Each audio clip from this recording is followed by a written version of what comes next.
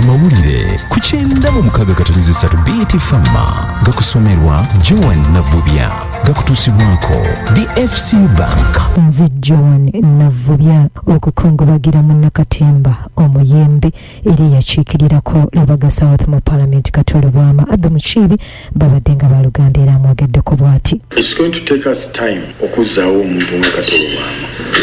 Nze nkutambuza okuva ku Diamond Production abo bonna bamisa kisema kula bagira mu Diamond Production eyo by Eagles bonna ba Fred Maaso eyo group eyo yabaka artistically abaana bonna bali mu theater kati in terms of theater bazze through Diamonds ensemble bogenda mu comedy all along group eyo yona ezeka ebibadde ebiseera ebyo ezevulwa Kato nga nti fe tubadde ku Bat Valley nga tutoba okuyigiriza abantu but he was one person ayagala nnyo ku inspiring abaana mu Parliament akulira oludda wabula omubaka Mathias Mpuuga ayogedde ku Kato. Yali akola ku radio ya Nyinimu CBS ate nga nange mpeereza kabaka jenjawulo nena sema nnyo kumwagala ebbanga emala ku radio ate ne mu theater nayongera okumanya n'entegeera nti yali muntu muyiiya nnyo muyiiya wa mizannyo muyiiya wa nnyimba muwandiisi wa nnyimba ekisaawe ekyo tumufiiriddwa nnyo.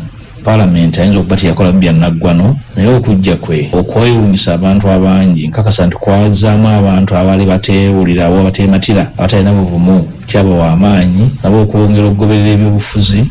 Omwoyo gwe Omukama Katonda agulamuze kisa nga bwe kirambikiddwa mu ssemateeka w'eggwanga pulezidenti okulungamya eggwanga nga tuyingira omwaka gw'ebyensimbi omujja mu lutuula lwa Parliament olusoose olw'omwaka gw'ebyensimbi ogujja olutuuziddwa wali ekkolero pulezidenti Yoweri Kaguta Museveni ayogeddeko eri eggwanga mu kimanyiddwa nga State of the Nation Address. Ayogedde ku nsonga ez'enjawulo dde wewaswa agoberedde olutuula luno. Mu kwogera kwe mu lutuula lwa Parliament olusookedde ddala mu mwaka gw'ebyensimbi 2023-2024 omukulembeze w'eggwanga ayogedde ensonga nnyingi nga mu zino ategeezezza nga Uganda bweteetaaga buyambi kuva eri muntu yenna wabula kasiteebeera ng'ebyenfuna byayo bitambula bulungi. Okwogera kwe kujjidde mu kaseera nga amawanga g'abakyeruppe gali mu kutiisatiisa Uganda nga bwe gagenda okusala ku buyambi oluvannyuma lw'omukulembeze okussa omukono ku tteeka eriwakanya obufumbo bw'ebikukujju. Akakasizza nga Uganda bwegenda okwerongoosereza amafuta gaayo wabula ng'agamba kino kijja kuba nga kikolebwa nga n'ebirala bwe bigenda mu maaso. Gamba nga okuzimba omudumu gw'amafuta saako n'ekisaawe ky'ennyonyi esaidi z'ekabaale. Omukulembeze w'eggwanga wabula akawaŋŋamudde bw'ategeezezza nga ye bw'atakkiriziganya na kyakusayirako bantu ku bbeeyi y'ebintu ebeerinnye bwe biba nga byakwejjalabya gamba ng'amafuta n'ebirala ebigwa mu kkowe eryo. Era alaze nti amaka ebitundu 60 ku buli 100 gongedde okwongera ku nnyingiza yaago nga kino akyesigamya ku kwettanira enkola za gavumenti wabula yennyamidde ku nkola eya gavumenti gye yaleeta ey'okuyisa ssente mu miruka giyite Parish Development Model. Bw'agambye nti akizudde nga waliwo ssente ezitatuuse ku bantu balina kuba nga bazifuna n'agamba nti buno buli bwanguzi wabula nga amanyi engeri gy'agenda okubulwanyisaamu. Ku lwa BTFM ndiddewo waswa wano mu Kampala.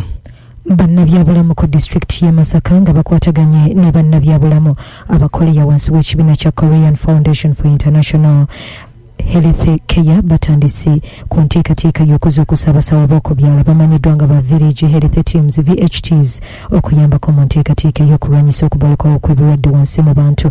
Akulira ebyobulamu ku disitulikiti y'e Masaka Dr. Faith Nakiyemba tumufunye. Nga tugenda bawa n'ebikola ebisobola okubayambako okukebera obubonero obwo bwe twogeddeko mu ndwadde ez'enjawulo n'omanya nti ono nina muweereza ku ddwaliro ono nina kola bwenti so nga wali mu kusomesa babaira babasomesa omuntu olya biki kubanga tutunuulira ebintu ebitangira endwadde mwe muli okugema okulya obulungi okola exercise ate ne ministry weerijjira neyongeza omulimu guno kubanga kati kubanga bali mu kulonkinga enkola ya gavumenti okuyimusa ebyobulamu mu bitundu gye tubeera community health. Bagabadde agisaawo eno oleka BTFM. Ago ge gabadde amawulire ku Kugenda mu mukaga katonizi 3 BT Pharma.